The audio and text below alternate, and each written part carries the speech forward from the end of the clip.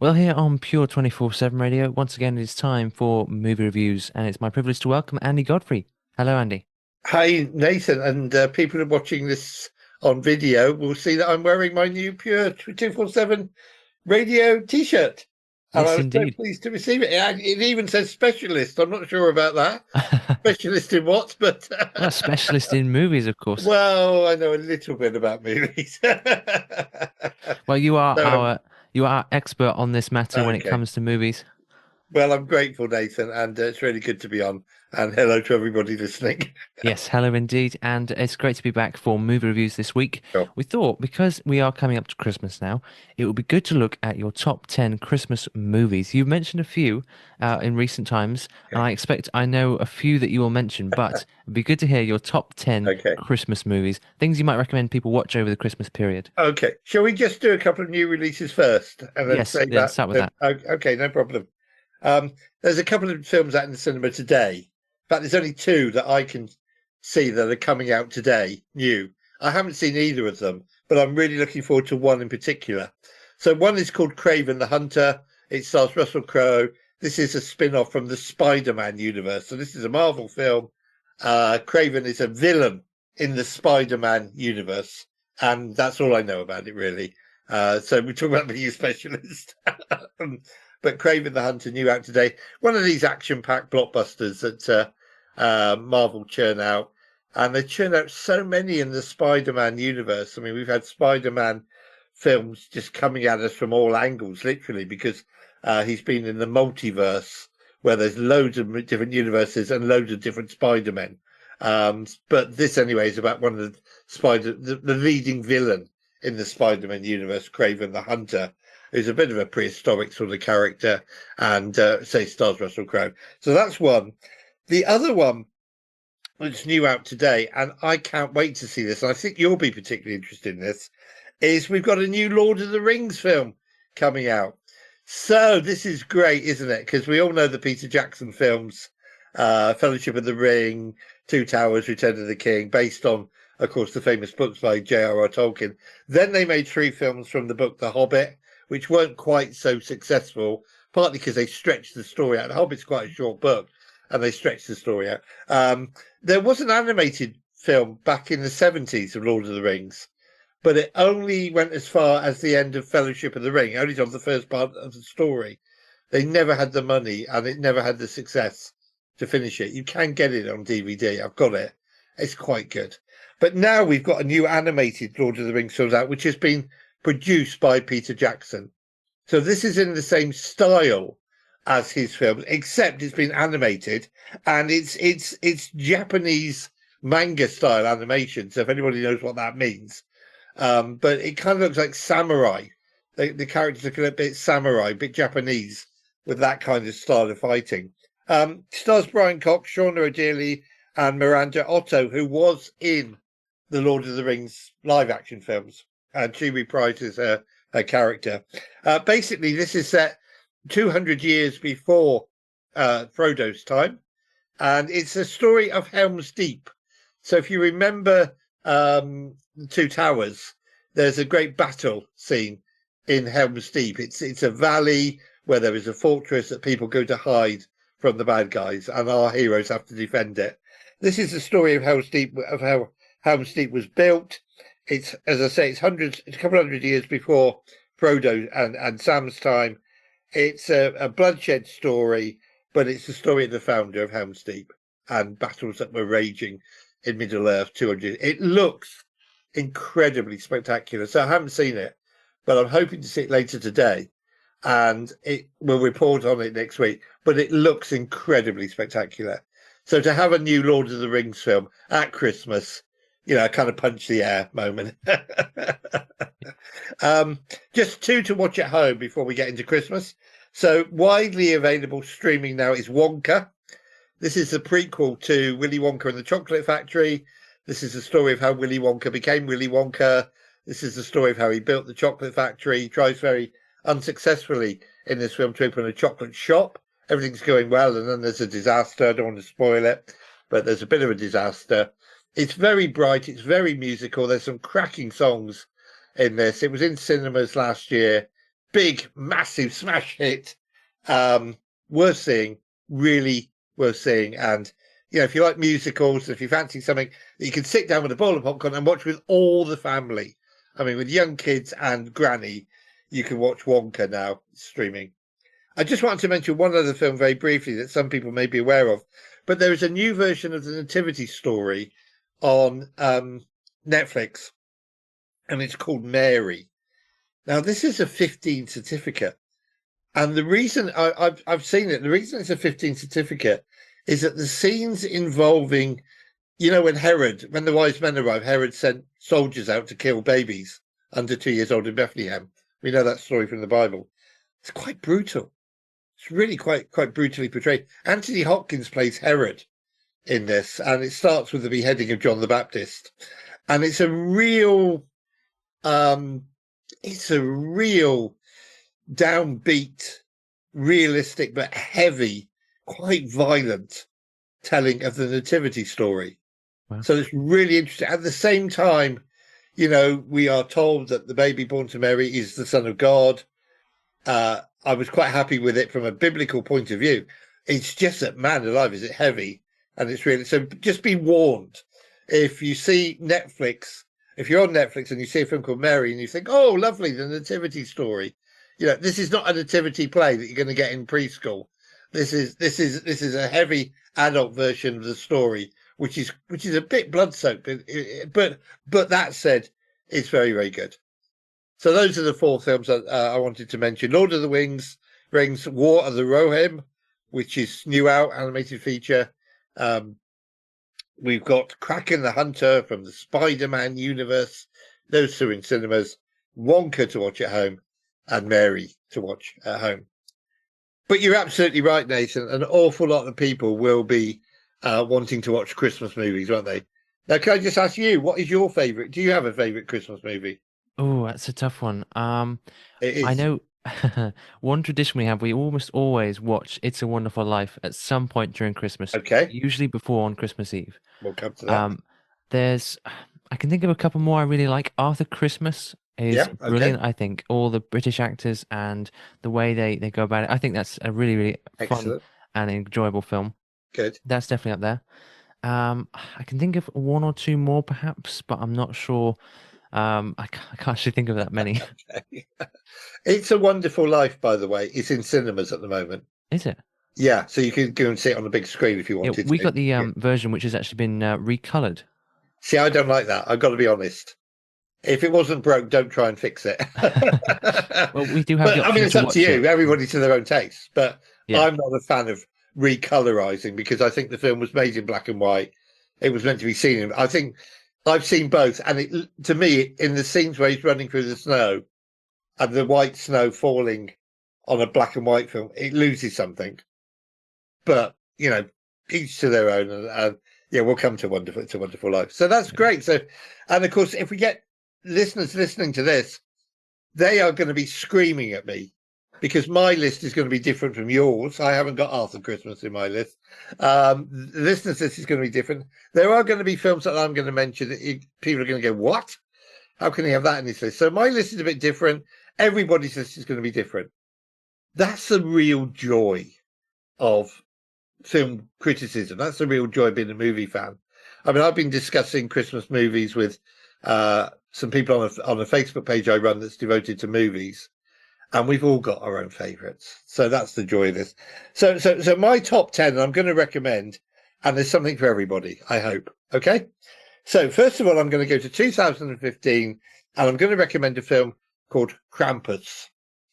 So we all know that Father Christmas comes to good children. What happens with bad children? Well, they get a visit from Krampus, according to an ancient German legend. And Krampus is this massive horned goat that walks on two legs and brings chaos everywhere he goes. So naughty children get a visit from, like, if you like, the anti-Santa. Okay, so who is a horned goat? Walks on two legs.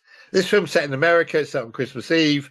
Two families come together for Christmas. They really don't want to be with each other. It's one of these typical things: families falling out at Christmas, not getting on with each other.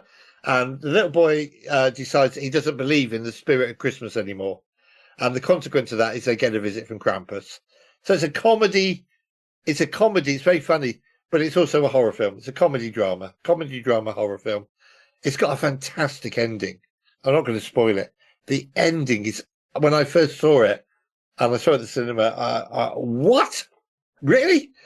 The ending is just great. So I'm going to recommend, if you want a bit of mean-spiritedness, if you want a bit of horror at Christmas, if you want something to make you jump at Christmas, if you want a ghost story at Christmas, go for Krampus. The next one, and again, people are going to think I'm out of my mind, but I'm going to go for On Her Majesty's Secret Service. Now, this is 1969. Sean Connery had made 5 James Bond films, and he decided, I don't want to do any more James Bond. Who are we going to get to play James Bond? They approached various people, but in the end, they got a guy in called George Lazenby. Now, George Lazenby had never been in a film before, and here he is playing the most iconic character probably in the world. And he'd only ever done TV adverts, but he looked the part. He was handsome, he was big, he looked the part. And right at the beginning of the film, when they were introducing the new Bond, there's a scene where the girl runs away from him. And he looks at the camera and he says, and he talks to us and he says, this never happened to the other fella. The girl never ran away. It's really, really funny. I've met him. He's a lovely, lovely guy. And I actually have on my wall a signed photograph to me from this guy who played James Bond. It's the James Bond film where Bond got married. Now, why am I recommending it as a Christmas film? Well, most of the action takes place between Christmas and New Year's Eve in the snow in the Swiss Alps. Okay? Blofeld, Bond's archenemy, has got a Christmas tree. Okay? We see people opening presents on Christmas Eve. We see a Christmas event taking place in Switzerland. We see Bond proposing to the now love of his life, Tracy, in a stable on Christmas Eve. It's a barn, but stable, Christmas Eve, you kind of get the connection. There's a lovely song on the soundtrack called Do You Know How Christmas Trees Are Grown? And I've been, Bond's enemy, Blofeld, has built himself a base on top of a mountain. Now, today, that set is being turned into a restaurant, with a revolving restaurant. And you go up in the James Bond, I've been there, you can go up in the James Bond cable car. You have to go up in the James Bond cable car, and you can go up and walk around the set. They've really not changed it. There's a scene where he's having a meal with a whole load of people in this mountaintop hideaway. And when you go there today, the cutlery that they use in the restaurant is the same cutlery as they used in the Bond film. So they've tried to keep it authentic. There's 007 emblazoned on all the windows. It's a fantastic place. But it's a great Bond film. It's the Bond film. There'll be 25 Bond films. Of the Bond films, this is the one that follows the book the closest. Okay? And in fact, the director bought copies of the book for every member of the cast and crew and got them to carry it around in their pockets while they were filming, so that this would be an authentic and close to the book. But it's set at Christmas. The final bit of the action takes place on New Year's Eve. You've got to have a bit of James Bond at Christmas, I think. When I was growing up, Nathan, long time before you were born, we used to get a Bond film on ITV on Christmas Day, and that was the thing you watched, because we'd seen it in the cinema, but probably 3 or 4 years earlier, films did not come out on TV for 4 years. We had to wait 4 or 5 years to see a film that had been. These days, you wait a matter of weeks. For us growing up. So if we, so you've got to have a bit of Bond at Christmas. On Her Majesty's Secret Service, set at Christmas. Even his enemy's got a Christmas tree. I think it's a Christmas film. The next one I'm going to go for, number 8, is White Christmas. So maybe one for the mums and dads, and granny and granddad. This is a lovely film. It's 1954. Bing Crosby, Rosemary Clooney, Danny Kaye. Danny Kaye and Bing Crosby are pursuing a couple of sisters who they've fallen in love with, and basically they're snowbound in an inn. And Bing Crosby gets to sing White Christmas. It's the most famous version of that song. It's soppy, it's sentimental, it's tear jerking, it's Christmas, it's White Christmas. You know, I really like it. And it's a perennial classic. So yeah, you've got to have a bit of Bing Crosby, just as much as you've got to have a bit of Bond. You've got to have a bit of Bond. Number 7. Now, by the way, in my top 10, I haven't got Arthur Christmas. I haven't got Elf. I haven't got Home Alone. So people are going to be screaming at me. I know they are, and really disagreeing, which is great. Number 7, I've gone for another little darker film, but I've gone for The Nightmare Before Christmas, Tim Burton's animated feature. So this is stop motion animation. And we open in Halloween Town. And Jack Skellington, the king of Halloween, is bored. He's fed up. He's just grown tired of Halloween being an all-round year thing that they do in Halloween Town. And he leaves Halloween Town. He goes for a walk, and suddenly he comes across Christmas Town. And there's this great scene where he's exploring Christmas Town. What is this? People are happy. People aren't scared. There's no monsters under the children's beds. This isn't Halloween Town. This is Christmas Town. Everything's light and fluffy. And he gets this sort of joyous feeling in his heart. And he decides that he is going to take Christmas back to Halloween Town. And he's going to take over Christmas. And then he decides he wants to become Father Christmas. So he has some people kidnap Father Christmas. And it's a musical. It's great fun, but it has real heart and pathos. The crazy thing about this film, you're watching stop motion puppets. You're watching clay puppets, but you actually come to care for them. It's a character called Sally who lives a terrible life. You actually come to care for her, and you get worry about her, and you're rooting for her. And it is just a really super film. Obviously, it's a Halloween film, but it's also a really tremendous Christmas film. So, The Nightmare Before Christmas. And then again, we're going to get a bit soppy and a bit more sentimental. A film that's in cinemas at the moment, Love Actually. So I don't know if you've seen this. So the film opens. You know the song "Love Is All Around Me." I'm not going to sing it any more than that. We Wait, open wait, with wait, wait. Where. Thank you. I'd forgotten. I knew you know. We open, and you can play this. We open with Bill Nighy singing "Christmas Is All Around Me Everywhere I Go," and Bill Nighy plays a washed-up pop star. And what Love Actually is, there are actually 6 stories going on that kind of collide. The characters sort of overlap, but there's basically 6 different stories going on. It's a really funny film. It's by Richard Curtis, who wrote Four Weddings and a Funeral and Yesterday and all those kind of films. Hugh Grant. Hugh Grant plays the British Prime Minister. He plays the best British Prime Minister we never had. I mean, he stands up at one scene to his American counterpart, and he's just terrific, Hugh Grant, in this. It is funny. It is, as I say, actually it's 8. I said 6. It's actually 8 very loosely related tales of people in the run-up to Christmas. It's called Love Actually. I love it. I just think it's a Christmas must. Okay. People are screaming Home Alone. People are screaming out. No. Number 5, I've gone for Gremlins. Gremlins, 1984. This is set on Christmas Eve. And a young lad called Billy has been given a Christmas present by his dad, a Mogwai. A Mogwai is this beautiful, cute little koala bear-like creature with great big bug eyes, And there are 3 rules. Don't expose him to light, don't get him wet, and don't feed him after midnight, okay? All 3 things happen. And when this happens, out of this cute, little, beautiful, cuddly, gorgeous creature that you just want to hug, come gremlins, come monsters who take over the small town. And they take over the barn, they take over they all go to the cinema. There's one scene where they're all in the cinema watching Snow White, which is quite funny, going hi ho.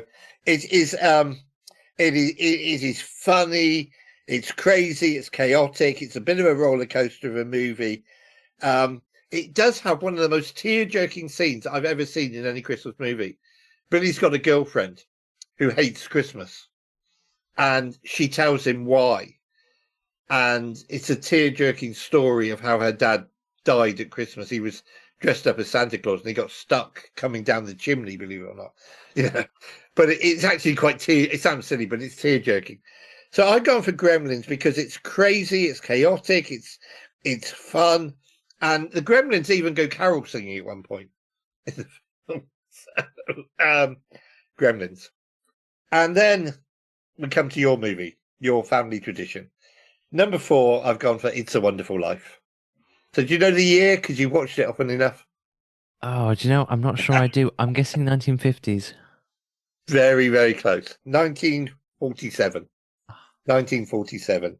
So you will know that Angel Clarence gets his wings in this classic, one of the most uplifting films ever made. It surely has to be on everyone's list. George Bailey, played by James Stewart, is on the verge of committing suicide on Christmas Eve because his life has fallen apart. He's lost all his money. He's gone bankrupt. And an angel is sent. There's a scene right at the beginning of the film. You'll know it so well, where two stars are talking. And one says, right, we've got to do something about this. And they send an angel down who has not yet earned his wings, but they send him down. And he takes George Bailey back in time and shows him what life would have been like if he'd never lived, because he's on the verge of committing suicide. It's one very moving scene, isn't there, where we find out that George Bailey had, in the proper timeline, had saved his brother's life at an ice rink. But then actually, when he goes back in time, because he's never been born, he's not there to save his brother's life. So I found it, I love It's a Wonderful. It's a bit long. It's over 2 hours, but it's currently showing in cinema, so there's an opportunity to see it in black and white. All right. In the original. But that's great. And I'm glad you love it. Take some tissues when you get your tissues ready. Number 3, I'm going for a film that we talked about last week as being available on streaming, The Holdovers.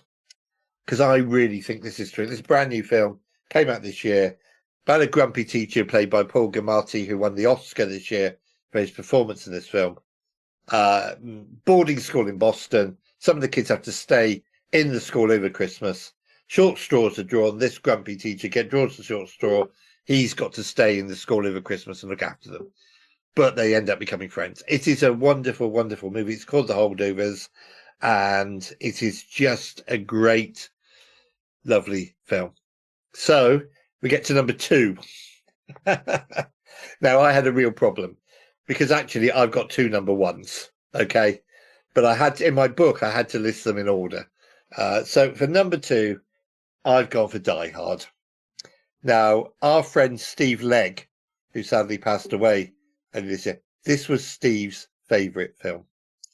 And in fact, on the day that Steve passed away, I sat and watched this just as a kind of tribute to him.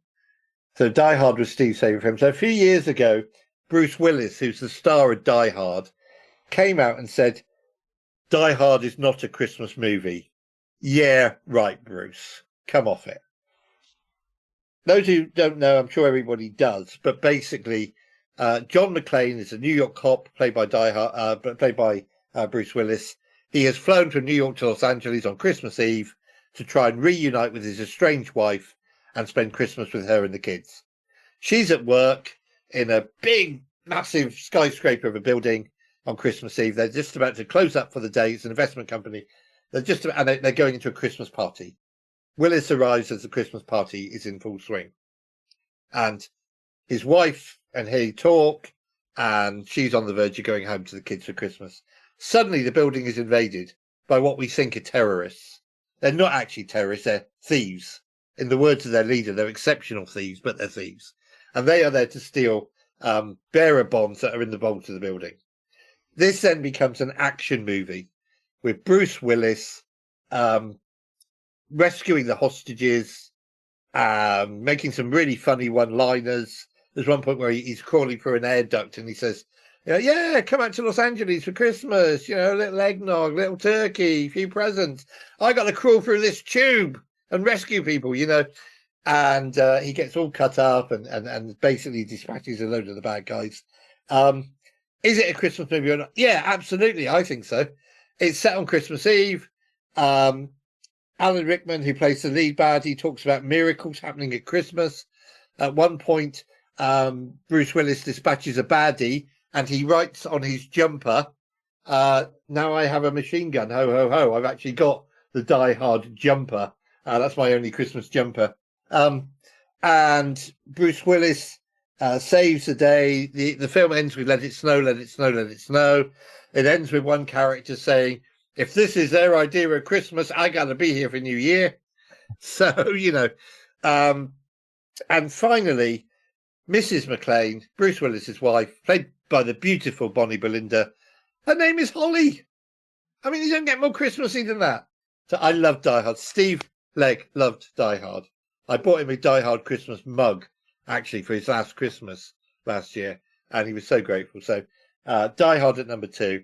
Now, number 1, you have to. We'll come on to something else if briefly, if we got time. But number 1, you have to have the story of Ebenezer Scrooge at Christmas. You have to have A Christmas Carol. Anybody has played Ebenezer Scrooge. Albert Finney, Patrick Stewart, Kesley Grammer, Bill Murray. You name it, they've played Scrooge. So what is the best version? Well, I like Scrooged, starring Bill Murray, which is set in the modern day. I think that's a really good film. But it has to be, and a lot of people will be agreeing with this, it has to be the Muppets version. I absolutely love the Muppet Christmas Carol. I remember going to see it when it came out in 1992 and just falling in love with it. And it's a Christmas tradition. It is just one of the most wonderful, joyous films ever made. But the thing with the Muppet Christmas Carol, of all the films of Scrooge, and there are dozens, there are musical adaptations, serious horror adaptations, family adaptations, of all the films, this film has got more quotes from the book than any other version I can think of. There are lots of quotes from the book, and I read the book every year about this time of year. And you've got Rizzo the Rat and the Great Gonzo narrating the story. Rizzo the Great Gonzo playing Charles Dickens.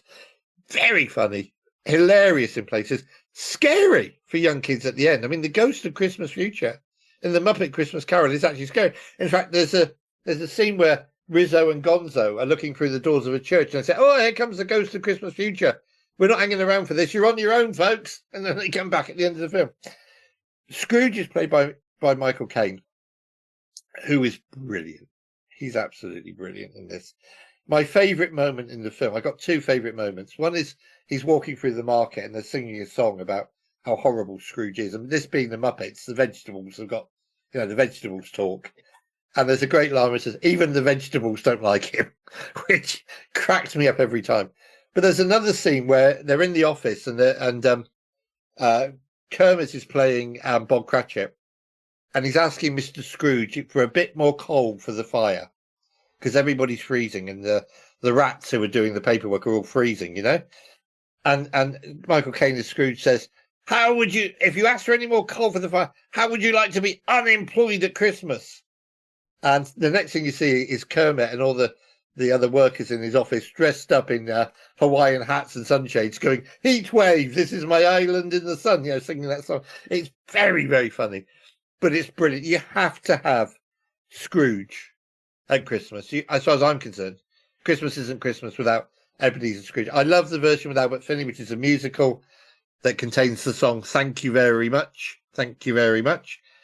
I love the Jim Carrey animated version. I love Bill Murray playing Scrooge in a sort of future modern day setting version. He plays a TV executive who gets visited by the 3 ghosts because he's mean and horrible. I love all that. You got to have Scrooge. For me, it's the Muppet Christmas Carol. So there you go. That's my Christmas top 10. Nobody's listening is going to agree with it, but I'm going Krampus, On Her Majesty's Secret Service, White Christmas, The Nightmare Before Christmas, Love Actually, Gremlins, It's a Wonderful Life, A Christmas Carol, Die Hard, and The Muppets. And I'm sticking with it. Awesome. Well, there's some great films on there, and I must say some of those I definitely enjoy. I do like the Muppet Christmas Carol. I think Yeah. it's a really great performance or sort of rendition of Charles Dickens' Scrooge. It's fantastic. There was a great tragedy. When the film came out, it had a song that is sung in the Christmas Past section called When Love Is Gone. And it was sung by Scrooge's girlfriend. And they took it out. I saw it at the cinema with that song in. And then for many, many years, even on the DVD and Blu-ray, they cut that song because they wanted to reduce the running time for kids. It's been restored, thankfully, on the latest versions. So that's really good. I just wanted to mention one other thing. some years ago, the BBC at Christmas commissioned a TV series, so not a film, but they commissioned a TV series called The Nativity, and they asked a guy um, to write it called Tony Jordan. Now, Tony Jordan was famously an atheist, and they said to him, "Would you write the script for this nativity story, Mary and Joseph?" He researched the story, and in the course of researching the story, this famous atheist writer became a Christian because he came to the conclusion that nobody would make this nonsense up of a virgin giving birth to a child. He came to the conclusion it was a true story, and he became a Christian. And it's just fantastic story. Wow. So while he was researching this, and you can get it on DVD, the series.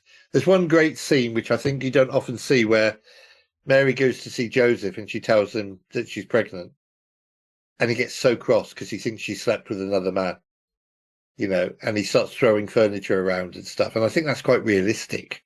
There's also they say that Mary goes away from Nazareth for 6 months to visit her cousin Elizabeth, not only because Elizabeth's pregnant, but also to get out of town because the other women were calling Mary a whore because she was pregnant outside of marriage. So it's a very good series. You can get it on DVD. I've got the DVD. It's called The Nativity. And when you're watching it, remember that the guy who wrote it, while he was researching it and writing it, actually became Christian. Isn't that fabulous? That is. That is indeed. Well, thank you so much, Andy. Thanks so much for bringing us your top 10 Christmas movies. Plenty there for everyone, like you say, whether you prefer sort of mild horror or you like some action movies, you like something a bit more sentimental, a bit more classic. There's loads in there. So, and of course, that is all featured in your book, Faith on Film, Confessions of a Christian Film Critic. You do list your top 10. And as you say, Yeah, except the holdovers is not in that book because I hadn't seen the holdovers when I was writing the book. of course, yeah. Next edition. Yes, a little update. Yeah. Yeah, Okay. thank you. But thank you for plugging the book. Yeah, make a great Christmas present for anybody who likes their movies. It's still available on Amazon. Thanks, Nathan, for that. I'm grateful. Not at all. It's a great book. I've read it, and I can tell you it is a You fantastic got your look. name in the back because you proofread it. I have indeed, actually. I did proofread it, and I did get a signed version from you at the You gathering. did. You did. Actually, speaking of the gathering, I Yes. recall there was a Christmas theme this year, and Yes. if I'm not mistaken, during the costume competition, the person who won actually dressed up like Bruce Willis in Die Hard, didn't he? He did. If you remember, he put a TV on his head Yeah. and he had a white vest on and jeans like trousers like Bruce Willis in Die Hard, and then he had a Bruce Willis mask. So it was like you were looking at a TV with Bruce Willis on it. It was absolutely brilliant, wasn't it? Yeah, I It don't know what the was. theme's going to be this year, but it was absolutely brilliant. Yeah. Love the gathering. We're going to miss Mr. Legg Yeah. gathering Won't be very the much, same. and they will miss him. Won't be the same. No. Well, thank you so much, Andy. Great to hear from you Thanks, Nate. again. I'll speak And we'll again speak soon. next week, and we'll do the top 10 of the year Yeah, next. that sounds exciting. Okay. God bless, my friend. Thank you, and God bless you.